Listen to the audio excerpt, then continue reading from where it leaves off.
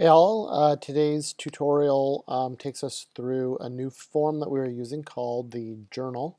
So you will see there's some transactions I'm going to take you through in just a moment. But below we'll see what a journal looks like. So a journal, you'll either have this in a spreadsheet or in a word processing document that you can do it on, but same, doesn't make any difference to us at all. So there are different sections to the journal. The first section is the date, so we want to put the date of a transaction that's taking place. Particulars is going to outline the accounts plus a very brief explanation of what happened. PR we're going to leave for today, or maybe I will do a really quick explanation at the end. And then whether an account is debited or credited. So let me show you how we work through this. Instead of me explaining it, let's just actually do it. So on February 4th, the owner invested $50,000 into the business, singular S. We're going to change that because a business is two S's.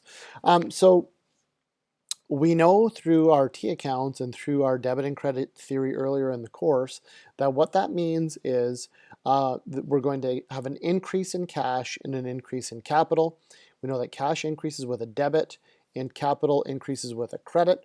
And now we're going to apply that to the journal. And the really nice thing about the journal is we're going to get to see a very concise summary of our transactions all in one spot. So we're not looking at various T accounts trying to find out what's going on. So here's how we will do this.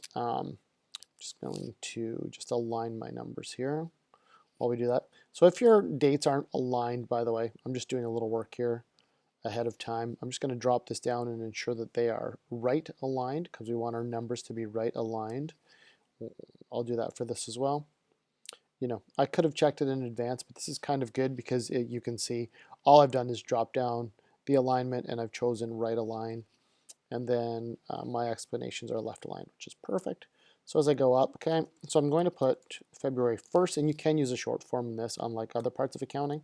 So I know that I've got cash is going to go up. So it's debited $50,000. I'm going to change my formatting of my numbers as well so that it aligns with what we saw before. No dollar signs required on any of these, by the way. Choose number, and we will take away the decimal points. Okay, that looks better. So what I've done is I've debited cash, $50,000. Before in the T account, so we've got our T account, cash, and then put it on the debit side. Now, for my credit, what I'm going to do is I'm going to credit capital, and I know it's going to be $50,000 as well. Now, this is where part of the formatting comes in. In order for me to see that it's a physical credit in your particulars, you're going to indent your credits. Old school, when we used Microsoft Word, we would just hold Shift and Tab and it would indent for us. It doesn't work on this program, so I'm just going to go old school. I'm just going to hit enter like 3 or 5 times. So I've indented it, and it's going to be J. Francis Capital, $50,000, and then a quick explanation. Owner invested in the business. And that's it. So we're good. So that is how you do a journal entry. I put in the date, I put in the debit and credit, I indented the credit, and then I put in my numbers here with a very brief explanation. Now I'm going to leave a space, so I don't want to start right in line 16. I am going to start in line 17 or row 17. I purchased $10,000 worth of equipment. I don't have to put the month anymore unless the month changes or if I'm on a new page. So on the second, my equipment is going to be debited, $10,000, and I purchased it for cash.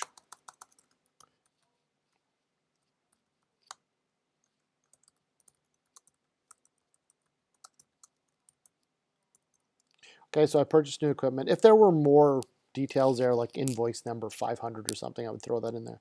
Okay, on the third, I did one that has multiple entries. So let's see.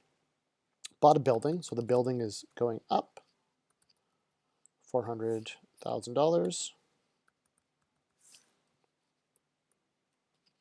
And then it says I paid a $20,000 deposit, the remaining amount as a mortgage. So I know my mortgage is going up. And if I did $20,000 down. It means I took out a $380,000 mortgage. My transaction's not complete because my left side doesn't equal my right side. And again, the really nice thing about a journal is I can see, did I put the same amount of debit and credit in there? And I didn't, and that's because I put a deposit down, which is cash, and then purchase new building. Leave a space,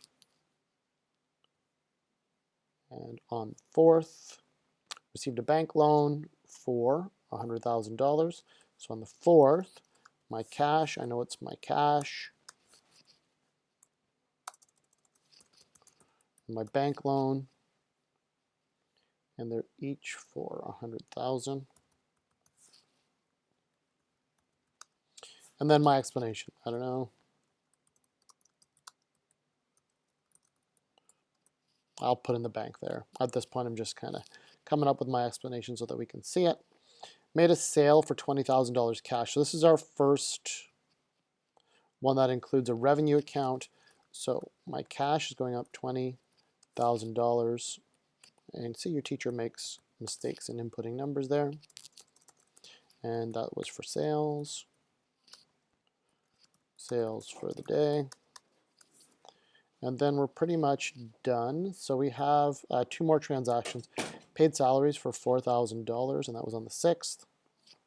So I'm going to have a salaries expense. Salaries increase with a debit, but my memory's short, so it was $4,000.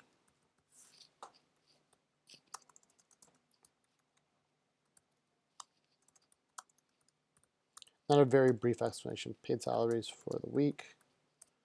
And then finally on the 7th, let's see what happened. The owner withdrew $3,000 for personal use, so we know it's J. Francis, and it's going to be drawings. So drawings increase with a debit. It was $3,000 if memory serves me correct. Yes, it was, and that comes out of cash.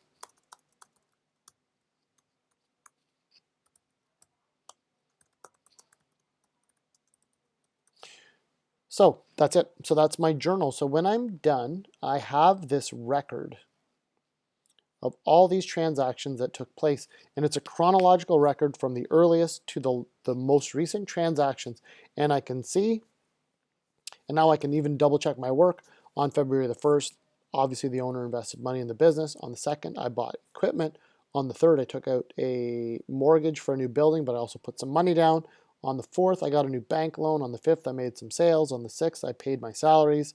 On the 7th, the owner took money out of the bank. And I can see that just by looking at my particulars, and then I can see the debit and credit amount. But I can also see that my debits equal my credits. And when I do that, then my assets have to equal my liabilities plus owner's equity, because the business is doing the same amount of debit and credit activity. So that is how to do a journal.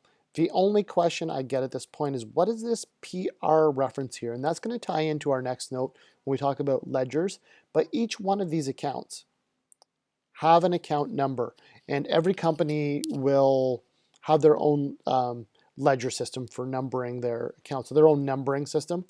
For our class, it's going to be really easy. Our assets will start at 100, liabilities at 200, and so on through to expenses at 500. And I will usually give you the account numbers. If not, just follow a logical order.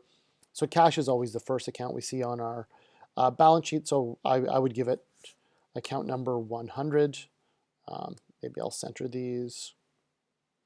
But just so you see a bit of a preview into our next note. So every time, that's not the value, that's the account number. So anytime I see cash, it's going to be account 100. And this will tie into our ledger later on.